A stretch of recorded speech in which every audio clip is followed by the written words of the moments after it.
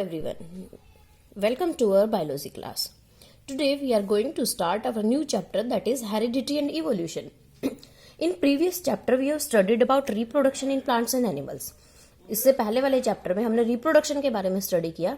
हमने देखा कि every organism produce offspring either through asexual और थ्रू सेक्सुअल रिप्रोडक्शन. हर ऑर्गेनिज्म अपनी ऑफस्प्रिंग प्रोड्यूस करता है या तो एसेक्सुअल रिप्रोडक्शन से या फिर सेक्सुअल रिप्रोडक्शन से. और हमने ये भी देखा कि एसेक्सुअल रिप्रोडक्शन के जो ऑर्गेनिजम्स हैं that are identical to their parents, there is less or no variations occur in case of asexual reproduction. Less or no variations occur in case of asexual reproduction. There are minor differences in them, minor variations in them. But during asexual reproduction more variations occur. लेकिन हमने पढ़ा कि asexual reproduction के अंदर variations जो हैं वो ज़्यादा आती हैं. अगर हम if we observe a field of sugarcane, we find very little difference among the individual plant. अगर हम एक शुगर केन के प्लांट को ऑब्जर्व करें, एक फील्ड को ऑब्जर्व करें, तो हमें प्लांट्स के बीच में, शुगर केन के प्लांट्स के बीच में बहुत कम डिफरेंसेस मिलेंगे. But if we talking about animals including human beings that reproduces sexually, offsprings do look like their parents but they are not exactly identical to their parents. लेकिन अगर हम बात करें ह्यूमन बींग्स के केस में या animals के case में, अगर हमने शुगर केन को ऑब्जर्व किया, शुगर केन के फील्ड में देखा सारे प्लांट्स जो है वो एक जैसे थे.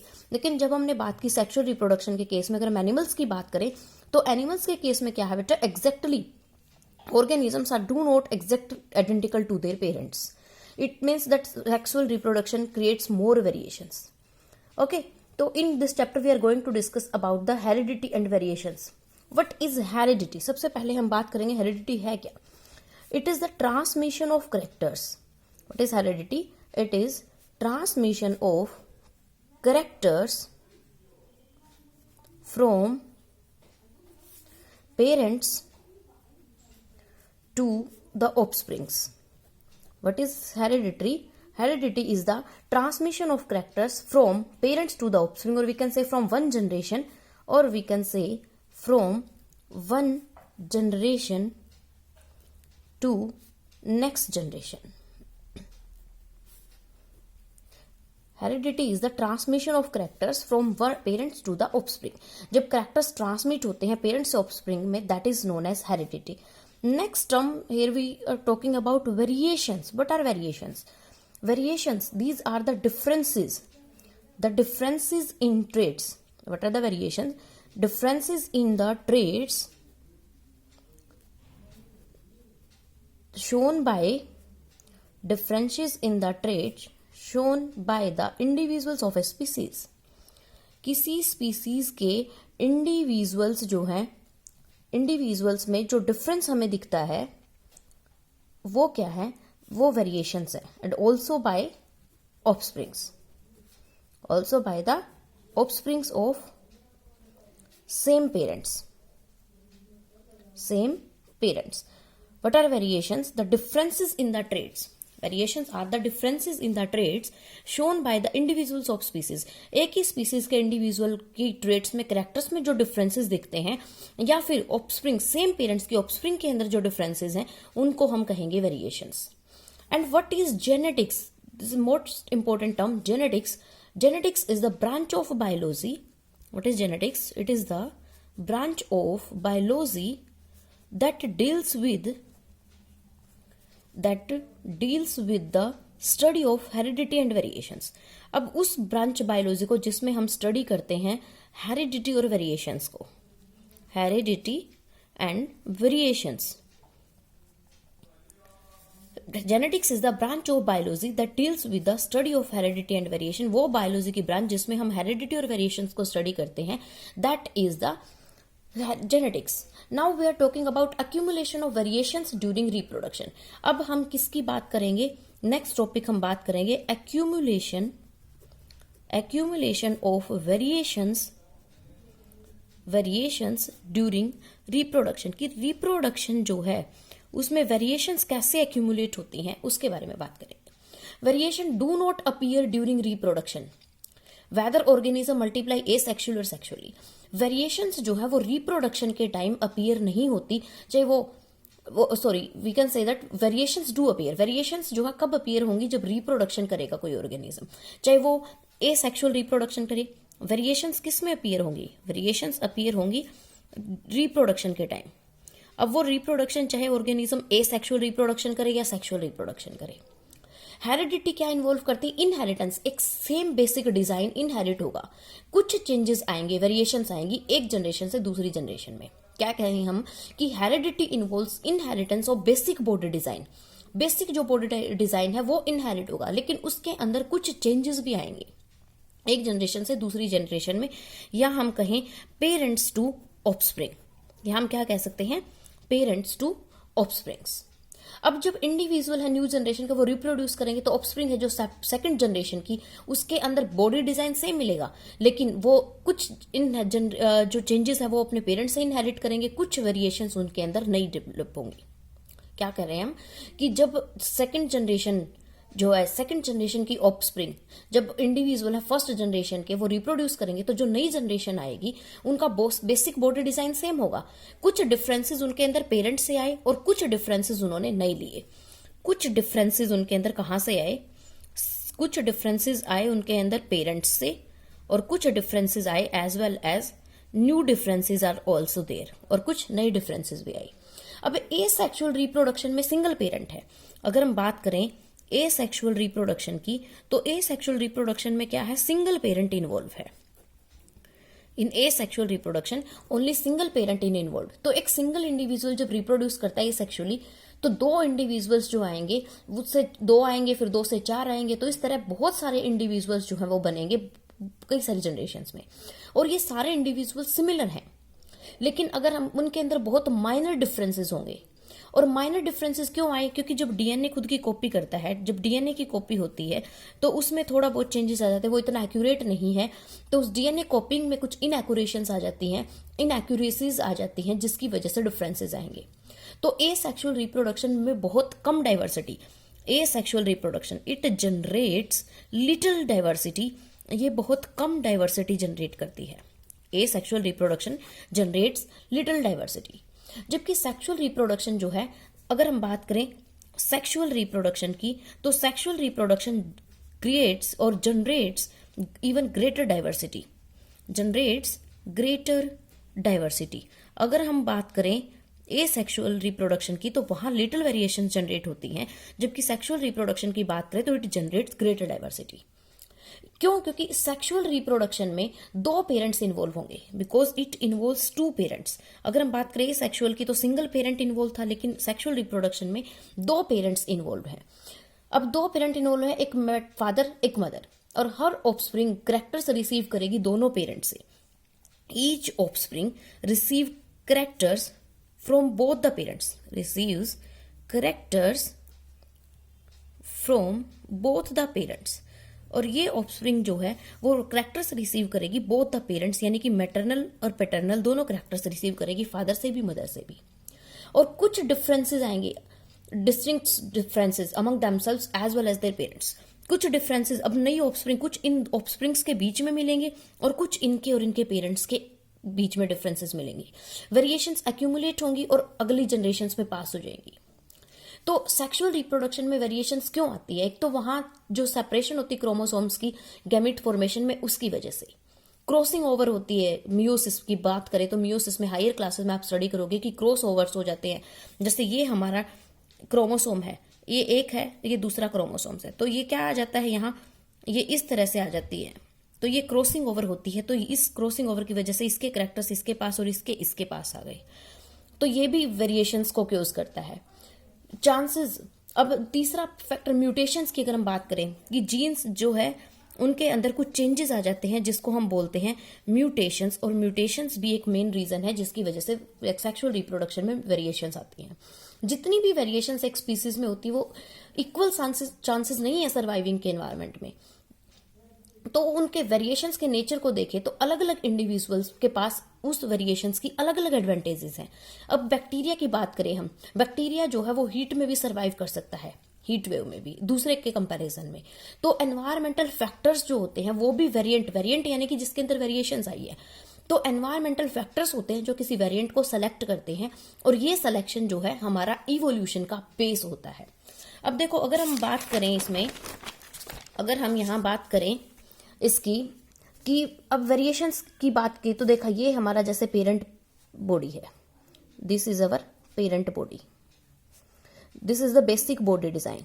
ओके, अब इससे हमारी नेक्स्ट जनरेशन आई, इससे क्या आया, हमारी नेक्स्ट जनरेशन आई।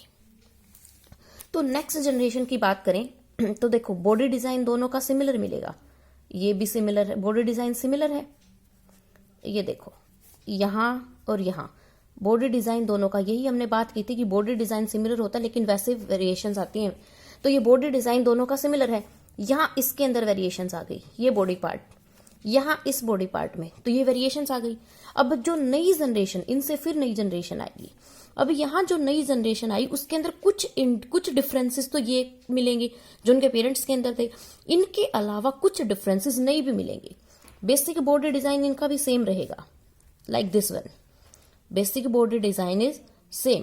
देखो बेसिक बॉडी डिजाइन सेम है सभी ऑर्गेनिज्म का। अगर यहां से हम देखें कंपेयर करके, तो फर्स्ट जनरेशन ये पेरेंट्स हो गई, ये फर्स्ट जनरेशन आई हमारी, ये सेकंड जनरेशन आई, तो इन सभी का बेसिक बॉडी डिजाइन सिमिलर है, लेकिन इन सभी के अंदर ये सारे एक दूसरे से भी और अपने पेरेंट्स से भी अलग है। अब अगर हम बात करें इनकी, तो ये अपने पेरेंट्स से भी और अपने आप में भी एक दूसरे से अलग है। अब देखो ये अपने पेरेंट्स से डिफरेंट है, ये दोनों एक दूसरे से भी डिफरेंट है और अपने पेरेंट्स से भी डिफरेंट है।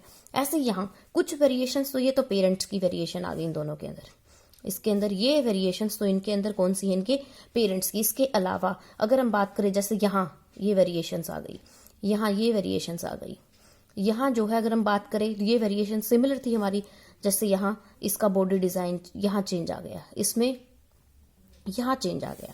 तो कुछ वेरिएशंस, ये वेरिएशंस तो इन्होंने अपने पेरेंट्स से ली, और कुछ वेरिएशंस अगर हम इन वेरिएशंस की बात करें, इसके अंदर ये वेरिएशन ये है, ये वेरिएशंस जो है वो नहीं आई। ठीक है, तो ये है जेनेटिक की ऐसे वेरिएशंस आती हैं। कुछ वेरिएशंस इंडिविजुअल्स के बीच में अपने पेरेंट्स से इनहेरिट करते, कुछ डिफरेंसेस इनके अंदर नई जनरेशन के अंदर इनहेरिट होते हैं। तो कुछ जनरेशन कुछ डिफरेंसेस वो अपने पेरेंट्स से लेते हैं और कुछ डिफरेंसेस जो है उनके अंदर नहीं आते हैं। यहां तक ये हो गया हमारा वेरिएशंस कैसे एक्यूमुलेट होती हैं रिप्रोडक्शन के टाइम पर। अब अगर हम बात करें, नेक्स्ट टॉपिक आता है हमारा, it's very important, rules for inheritance of traits, कि जब कैरेक्टर्स इनहेरिट होते हैं पेरेंट्स से, उनकी प्रोजनी में जाते हैं, तो वो क्या है। अब इनहेरिटेंस ऑफ ट्रेट की बात करेंगे, वहां हम बात करेंगे मेंडल की, मेंडल्स कॉन्ट्रीब्यूशन की, क्योंकि मेंडल की अगर हम बात करें तो मेंडल को बोला जाता है father of genetics. Mendel is known as father of genetics, की कई बार पेपर में क्वेश्चन पूछ लिया जाता है कि who is the father of genetics, then Mendel is the father of genetics. अगर हम ह्यूमन बींग्स की बात करें तो रूल्स है जो इनहेरिटेंस ऑफ ट्रेट्स की, वो रिलेटेड है कि both the parent and mother, father and mother contribute equal amount of genetic material to the child. कि रूल ऑफ इनहेरिटेंस की बात करें ट्रेट्स की, तो हमें पता है कि अगर हम ह्यूमन बींग्स की बात करें तो इनके अंदर फादर और मदर दोनों इक्वल कंट्रीब्यूट करते हैं। 50% जो है करेक्टर्स हमारे कहाँ से आते हैं, फादर से, और 50% करेक्टर्स हमारे कहाँ से आते हैं, मदर से। ठीक है, तो अब क्या है कि हर ट्रेट, हर एक करेक्टर, ईच ट्रेट, या हम कहें हर एक करेक्टर जो है हमारा, वो किससे इन्फ्लुएंस होता है, दोनों पैटर्नल और मैटरनल, दोनों डीएनए से, paternal and maternal DNA. Each trait is influenced by paternal and maternal DNA, दोनों ट्रेट हमारी, हर एक ट्रेट हमारी दोनों फैक्टर से, दोनों के डीएनए से इन्फ्लुएंस होती है, चाहे वो फादर का हो चाहे वो मदर का हो। या हम कहें कि हमारे पास हर एक ट्रेट के 2 वर्जन हैं, हर एक ट्रेट के हमारे पास कितने वर्जन है, 2 वर्जन है, जो एक हम फादर से ले रहे हैं और दूसरा हम किससे लेंगे, मदर से लेंगे। तो अब हम बात करेंगे मेंडल की, जो इसका पूरा नेम है ग्रेगर जॉन मेंडल। अब मेंडल ने क्या किया, बेसिक रूल्स दिए इनहेरिटेंस के। मेंडल ने क्या किया, बेसिक रूल्स दिए इनहेरिटेंस के, यही बताया कि ये इनहेरिटेंस जो है, जो फादर से मदर से आई, ये कैसे पास होगी। तो Gregor John Mendel is also known as father of genetics, इसने क्या किया, बेसिक रूल्स दिए इनहेरिटेंस के। He should have also he studied the inheritance, इसने क्या किया, इनहेरिटेंस स्टडी की। किसकी इनहेरिटेंस स्टडी की, कैरेक्टर्स की। इसने क्या किया, मेंडल ने इनहेरिटेंस स्टडी की कैरेक्टर्स की, और कैसे, कौन कौन से फैक्टर्स लिए, जैसे टोलनेस, ड्वार्फनेस, टोलनेस, ड्वार्फनेस। इसने मेंडल ने बेसिकली जो स्टडी किया था वो पी प्लांट पे स्टडी किया था। मेंडल ने किसके ऊपर काम किया था? पी प्लांट के ऊपर काम किया था, जिसका साइंटिफिक नेम है पाइसम स्टाइवम। मेंडल ने पूछ लिया जाता who is the father of genetics? Mendel. Which plant Mendel studied for inheritance? P plant यानी कि पाइसम स्टाइवम प्लांट है जो मेंडल ने इनहेरिटेंस के लिए स्टडी किया। इसने 7 कैरेक्टर्स लिए थे। इसने क्या किया था? इनहेरिटेंस को स्टडी करने के लिए 7 कैरेक्टर्स को स्टडी किया था, और वो 7 ट्रेट्स या 7 कैरेक्टर्स या 7 ट्रेट्स की हम बात करें, जैसे कि टोलनेस, ड्वार्फनेस, राउंड सीड्स, ये तो प्लांट की हाइट है, seeds round seed, wrinkled seeds, flowers axial position पे है या टर्मिनल पोजीशन पे है। ये हो गया फ्लावर का कलर। टोलनेस प्लांट लंबा है, छोटा है, सीड्स उसके राउंड है, रिंकल्ड है, उसके फ्लावर एक्सियल पोजीशन पे है या उसके फ्लावर टर्मिनल पोजीशन पे है, उसका सीड का कलर येलो है या फिर ग्रीन है। ये आ गया हमारा सीड का कलर। ठीक है, तो देखो ये हाइट आ गई, सीड्स की शेप आ गई, सीड का कलर आ गया, फ्लावर का कलर आ गया। इसके अलावा 4 कैरेक्टर्स के अलावा 3 कैरेक्टर, जैसे पोड जो होती है, फली होती है ना हमारी, पोड की शेप क्या है? इनफ्लेटेड है या फिर कॉन्स्ट्रिक्टेड है। पोड का कलर क्या है? पोड कलर जो है वो हम बात करें ग्रीन है या फिर येलो है। एक और कैरेक्टर था फ्लावर का कलर। एक और कैरेक्टर क्या है? फ्लावर का कलर की फ्लावर जो है वो वॉयलेट है या फिर व्हाइट है। तो मेंडल ने क्या किया? 7 कैरेक्टर्स पी प्लांट के ऊपर स्टडी की थी। 7 कैरेक्टर स्टडी किए थे। प्लांट की height, seed shape, seed colour, flower position, flower colour, pod shape, pod colour, इन 7 कैरेक्टर्स को स्टडी किया था। अब मेंडल जो है, अगर हम बात करें मेंडल की, तो मेंडल क्या है? अब जो जॉन मेंडल है, ये इसका अगर टाइम पीरियड देखें तो 1822 से 1884 का है। ये एक पीजेंट फैमिली थी मोरविया की, वहां इसका जन्म हुआ था। अब गरीबी की वजह से वो क्या बना? मोंक बन गया, यानी कि जो भिक्षु होते हैं, मोंक बना 1843 में। और 1847 में ही was made an head of Augustinian monastery. और 1843 में तो वो मोंक बन गया। 1847 में उसको कहाँ का एक मोनेस्ट्री थी ऑगस्टियन मोनेस्ट्री सेंट थॉमस एट ब्रुन, उसको हेड बना दिया गया, जो ऑस्ट्रेलिया में थी। यहां से वो 1851 में वियना गया, जहां उसने नेचुरल हिस्ट्री और मैथमेटिक्स को स्टडी किया। वियना में जाके उसने क्या किया? नेचुरल हिस्ट्री और मैथमेटिक्स दोनों चीजों की स्टडी की। He studied in Vienna natural history and mathematics for 2 years. उसके बाद उसने क्या किया? वो इंटरेस्ट हुआ कि हाइब्रिडाइजेशन के एक्सपेरिमेंट्स में। उसका इंटरेस्ट किस में क्रिएट हुआ? यहाँ से हाइब्रिडाइजेशन में। इसके बाद 1853 में वो वापस अपनी मोनेस्ट्री आ गया। 1853 में वो वापस आया, जहां उसने एज अ टीचर काम किया। और 1856 से 1865 तक मेंडल ने ब्रीडिंग एक्सपेरिमेंट कंडक्ट किए। 1856 से 1865 के बीच में मेंडल ने क्या किया? ब्रीडिंग एक्सपेरिमेंट्स कंडक्ट किए। और ब्रीडिंग एक्सपेरिमेंट्स किस पे कंडक्ट किए? इसने पी प्लांट पे कंडक्ट किए। तो यहां से मेंडल ने क्या किया कि उसने और P plant, garden pea plant को इसने स्टडी किया। उसने अपनी फाइंडिंग्स को, जो उसने देखा, जो उसकी फाइंडिंग्स थी, उसने अपने आप फाइंडिंग्स को पब्लिश कर दिया। 1866 में इसने अपने जो भी इसने रिसर्च की थी, उस रिसर्च को इसने एनुअल प्रोसीडिंग्स थी। एनुअल प्रोसीडिंग्स एक मैगजीन थी जिसमें इसने अपना काम पब्लिश किया।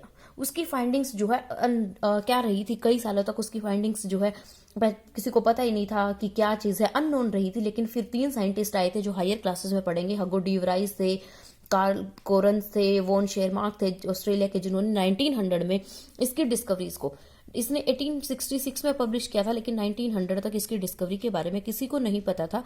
1900 में 3 साइंटिस्ट आए थे, उन्होंने इसकी डिस्कवरी को वर्क किया था, रीपब्लिश किया था इसके काम को 1901 में। तो मेंडल की फाइंडिंग्स थी, वो बेसिक है साइंस ऑफ जेनेटिक्स का। तो यहां से मेंडल को किसका नाम दिया गया? Father of genetics. Father of genetics. Okay, thank you बेटा।